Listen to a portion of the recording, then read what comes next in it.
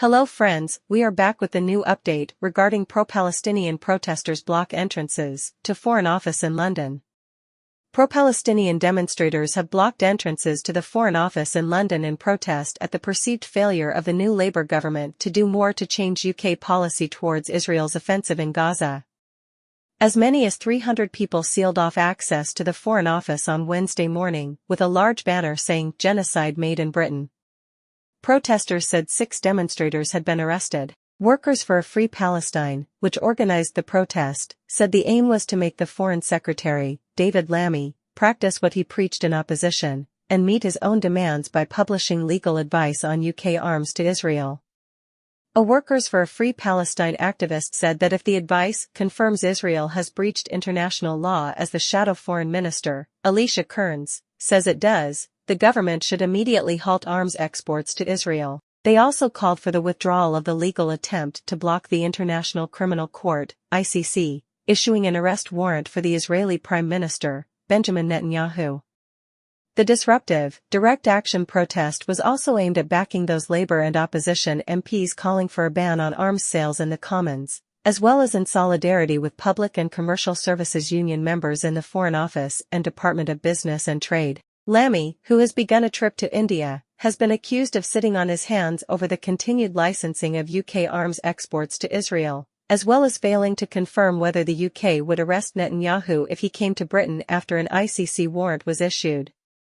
Interviewed on BBC Radio on Tuesday, the Cabinet Minister Liz Kendall evaded answering if the Labour government would publish the official legal advice on whether there was a risk that British arms exports to the Israel Defence Forces could be used in Gaza in violation of international humanitarian law. Labour and opposition had pressed the previous government to publish the legal advice. Lammy said he was not allowed to see legal advice given to previous governments, and that he had initiated his own quasi-judicial process. "I want my deliberations to be as transparent as possible," he said.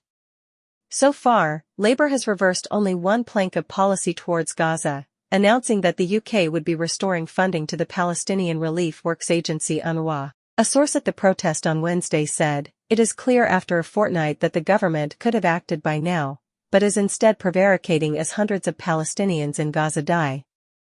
Labour talks about due process, but the people of Gaza cannot wait. Palestinians are demanding answers now."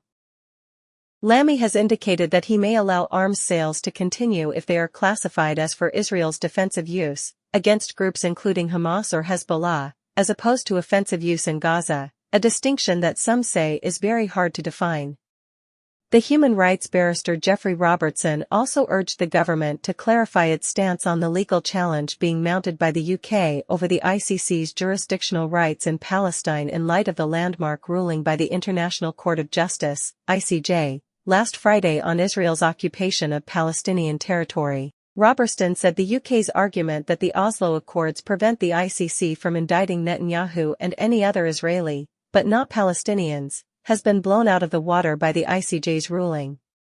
In dealing with arguments about the Oslo Accords, the court said, "The court considers that the Oslo Accords cannot be understood to detract from Israel's obligations under the rules of international law applicable in occupied Palestinian territory." In a later paragraph, the ICJ said Israel may not rely on the Oslo Accords to exercise jurisdiction in the occupied Palestinian territory in a manner at variance with its obligations under the law of occupation. Robertson said, "In light of these rulings, it is hard to see how the UK's argument can succeed.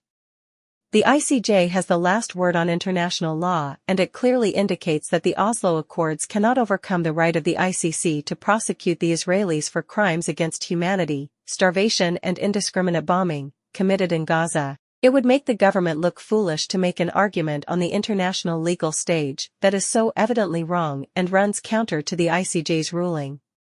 While the deadline is on Friday, the Foreign Office's lawyers could ask for an adjournment so they can read and analyze the ICJ's ruling in detail. Thanks for watching our video. Please hit the like button and subscribe the channel.